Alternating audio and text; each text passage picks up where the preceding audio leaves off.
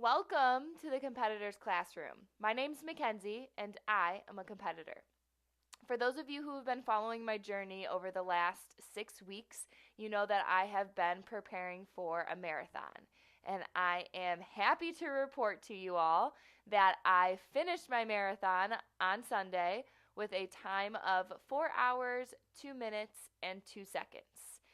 Now, I thought this podcast would be the perfect time to talk about the top 5 things that I learned through preparing and actually running my marathon itself. And these 5 lessons don't really apply to marathon running at all, they apply to life. So, a little backstory for those of you who aren't familiar with this little journey I took over the last 6 weeks. I am a runner. My backstory: I've always loved to run. I ran cross country for a little while in middle school and high school. I've always just really loved to push my body in that aspect.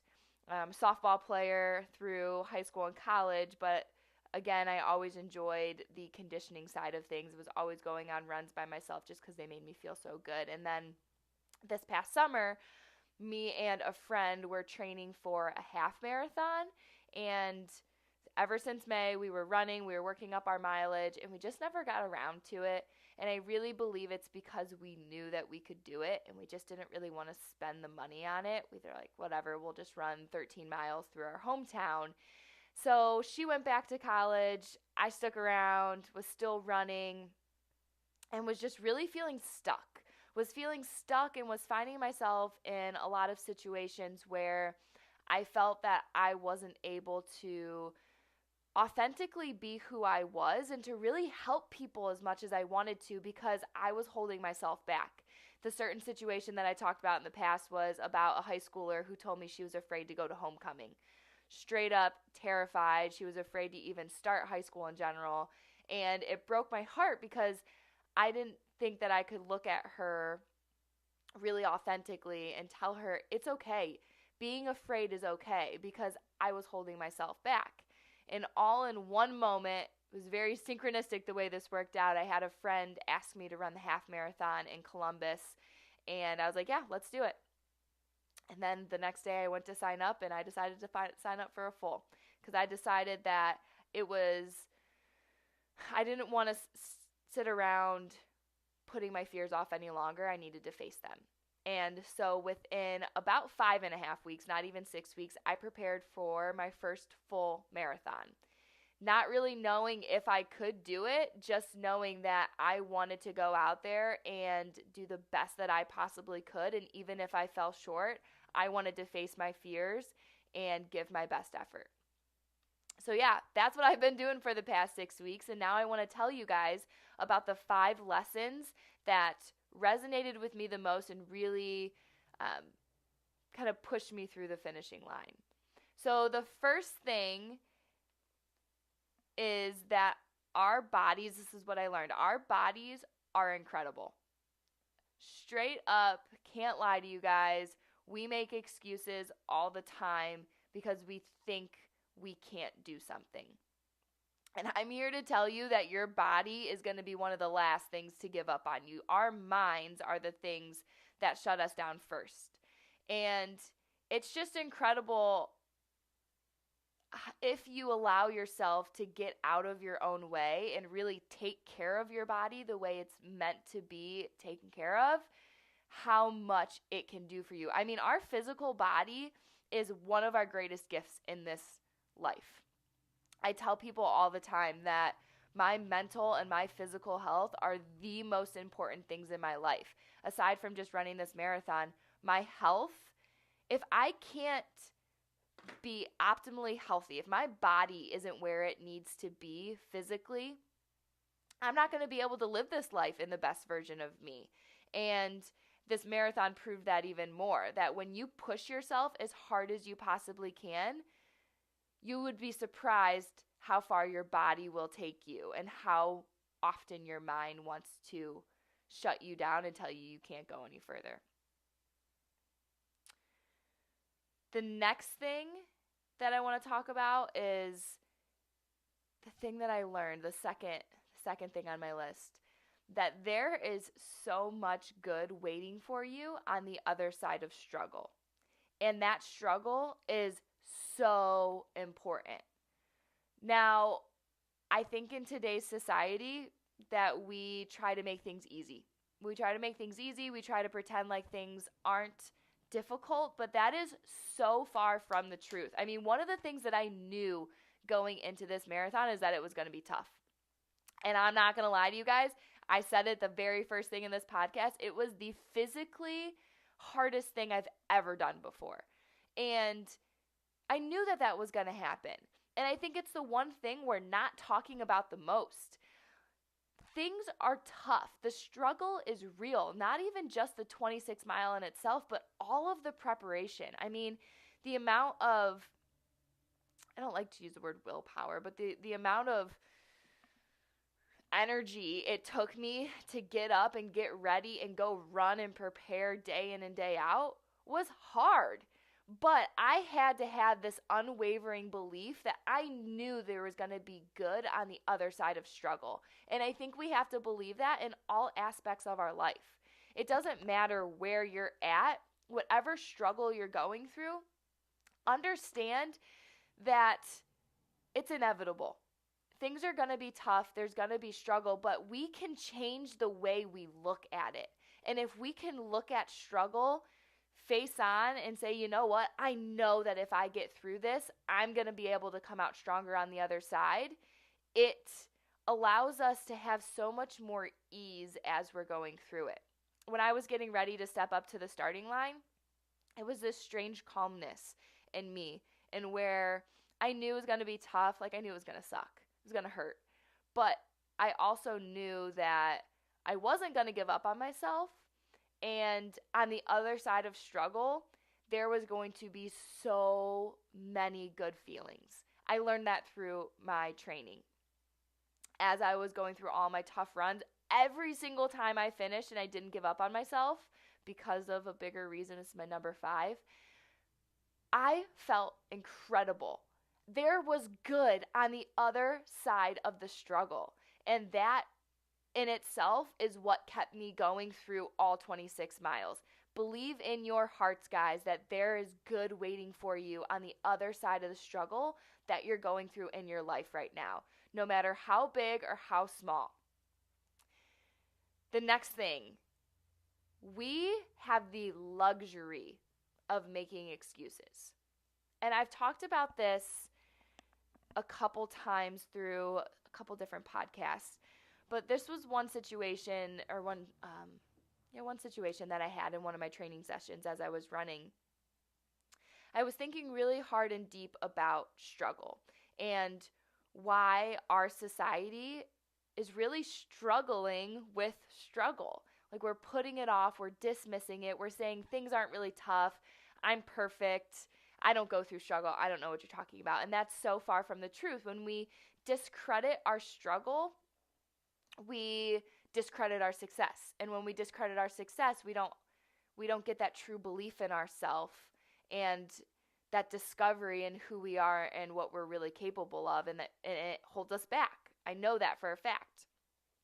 And what I mean that we have the luxury to make excuses is when things get tough, it's so easy to say, oh, I'm just not going to work out today, or I'll just not push myself as hard as I can, or I'll just eat that bag of chips because it's easier. It's day in and day out, I find myself making excuses all the time. But the people that are out there making changes in the world and are making a difference and are just making changes in their own lives are the ones who aren't making excuses. And the reason I say that we have the luxury to make excuses is there's people in the world who are going through things where they don't have the luxury to make excuses. I talked about this in one of my podcasts, and I have a situation in my life where I have a teammate, a girl who's the same age as me. She just recently lost her son, and she was one of the biggest motivations in my running and in this marathon. Is when she wakes up every day, she doesn't have the luxury to say, yeah, I'm going to just let my struggle, I'm going to sweep my struggle off to the side and I'm not going to worry about it today. Right? She doesn't get the luxury to say, nah, I just won't go on the run. Like, she has to show up and be strong for her family every single day. There's no luxury to say, yeah, I'm going to lay in bed all day long and sulk in this. No. She has a daughter who needs her and a husband who needs her, and it's hard for her. I'm sure it is. I can't imagine it not being tough for her, but she does it anyway because she doesn't have the luxury to make excuses. And we could say the same for people with disease in their life, people who have cancer and who are fighting horrible, life-threatening situations, that they don't have the luxury to say, not today. They're fighting for their life. So it's possible to not make excuses. We just have to be stronger than that. And we have to understand that by saying, nah, not today, I'm not going to go for the run, I'm not going to push myself, I'm going to stay inside my comfort zone, we're creating, that's just, to me, one of the worst ways to make an excuse, is to say not today because I don't feel like it, when there's people in the world who don't get to shut off the struggle. So we should do it for those people, right? Push yourself because it's possible. And on the other side of your comfort zone is everything you've ever imagined. So let's recap, because I get blabbling sometimes. I want to make sure I'm hitting all my points here. Number 1, I learned that our bodies are incredible. Number 2, I learned that there's so much good waiting for us on the other side of struggle. Number 3, we have the luxury of making excuses, and when we push past that, we have incredible results on the other side of our comfort zone. Number 4, no one is coming to save you. You have to save yourself. Now, this is my biggest message to myself, and this is a story. I feel that my whole life I've been waiting for the perfect friend or the perfect situation or somebody to scoop me up and take me along with their journey and save me and push me and bring me into the person I've wanted to be my whole life. And that, I learned, is so far from the truth. I remember back in May laying in my bed, and I said this to my fiance, Matt. I said, I just wish I could run a half marathon. Like, I wish I could just do it by myself. And then I thought in my mind, as I was so upset, I remember having like a mental breakdown in those few days, thinking like, why can't I just do it by myself? Like, I don't even know, I can't even speak to what was holding me back. I guess it was my false beliefs in myself. But I felt that I needed somebody to pick me up, to do it with me. And you know what? For over the summer, I had somebody to train with. I reached out to an old friend and asked her to run with me and train for a half marathon, and she's what got me started. So I can't say that I did this all by myself, because that's so far from the truth. But what I had to do was believe that I could do it alone. Having friends there to help you, having those friends there that were there to help me, was the most incredible thing ever. And I'm so thankful for every one of them and the people who pushed me through this.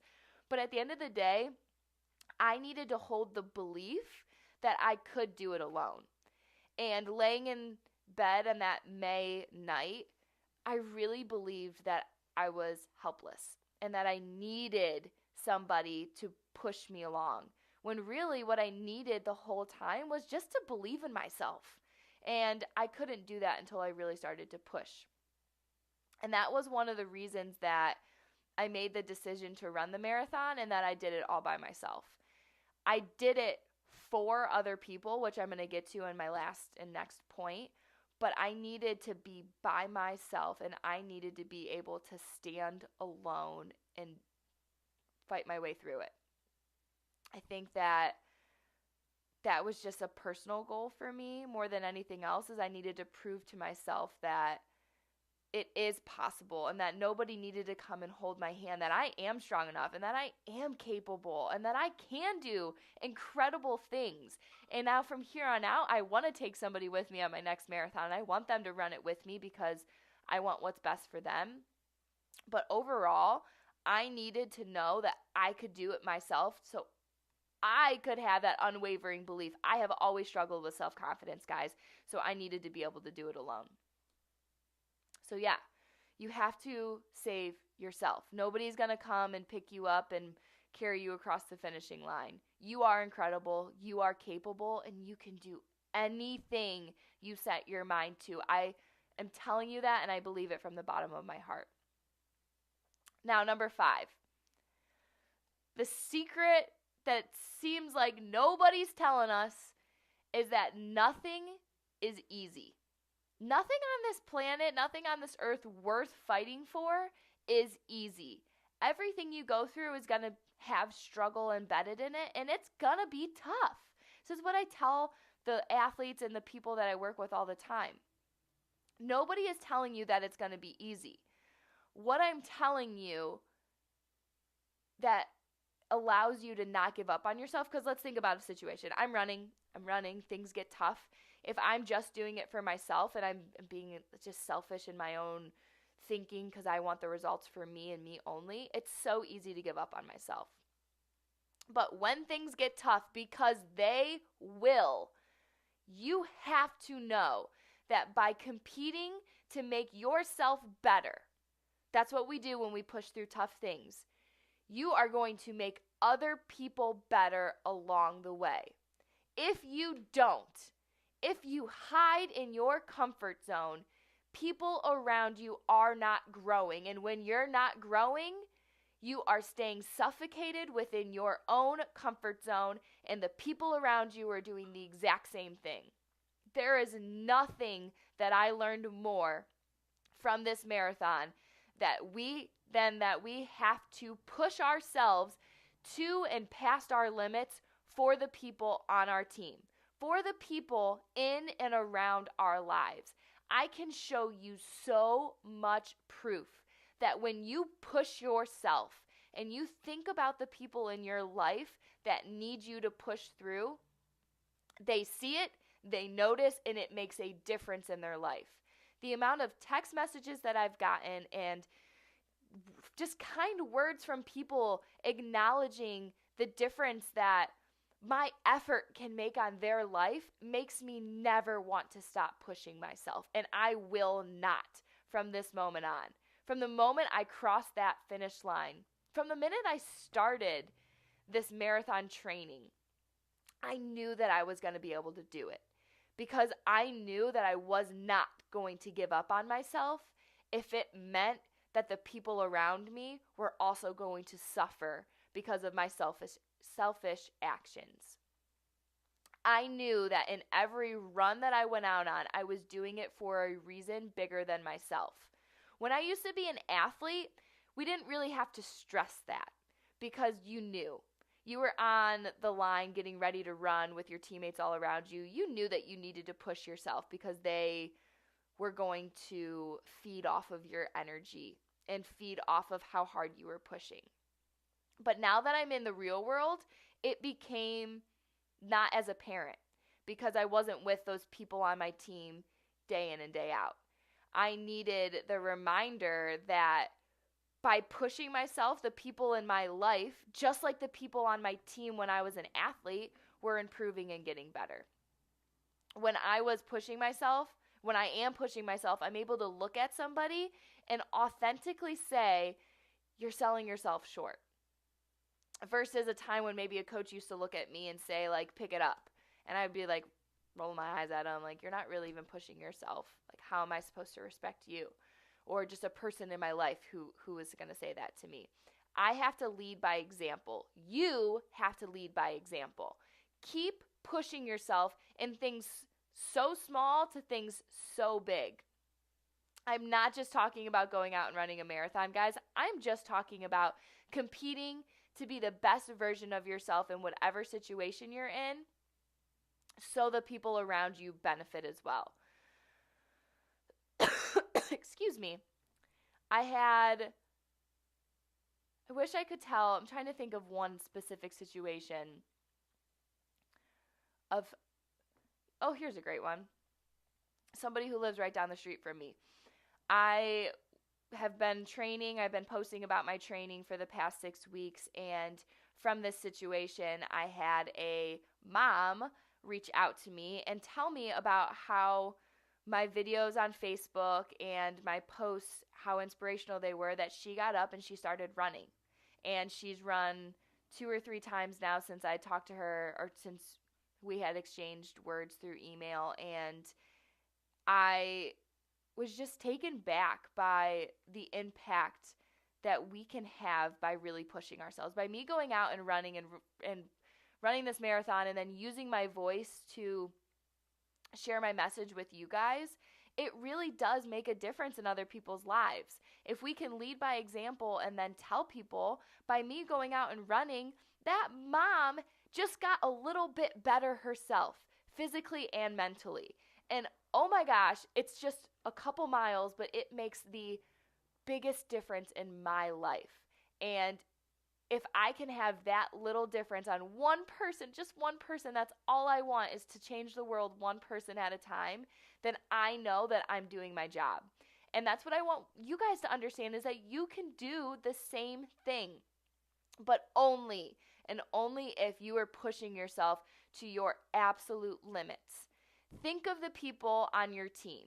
Your family, your friends, your athletic teams, your work teams. I am not just speaking to one specific age group through this podcast. I want to speak to all of you so you understand that by pushing yourself to be better in every situation in your life, you have the decision to make the choice for your greater self or the choice to stay in your comfort zone. When you choose to go towards your higher self, it is going to be tough. But when you remember the people who will benefit from those decisions, it makes it worth it. Man, that last point makes me all kinds of fired up. So let me go back and recap these all for you guys. The lessons that I learned more than any other from pushing myself to run this marathon. 1, our bodies are incredible. 2, there is good waiting for you on the other side of struggle. 3, we have the luxury to make excuses. 4, nobody is coming to save us. We have to save ourselves. 5, by competing to be the best version of yourself, you are pushing your teammates to be better as well. Guys, I'm out here competing for you. Is that what I usually say at the end of this? My thoughts are getting all jumbled up here. I'm competing for you. Keep competing for me. Let's all learn what it means to compete for one another so we can make this world a better place. If you liked this podcast, please share it out with your friends. I would love to get the message out there even more. It's something, now that I'm done with my marathon, I want to continue and to share more and to push a little bit more on this side on my podcast. So thank you for listening today. I appreciate you guys to the bottom of my heart for taking the time to listen to these words. I hope they make a difference. If they do, please tell me. I love to hear it. Send me an email, send me a text, send me a message on any social medias. I love you guys so much. Thank you for tuning in today. Have an awesome day.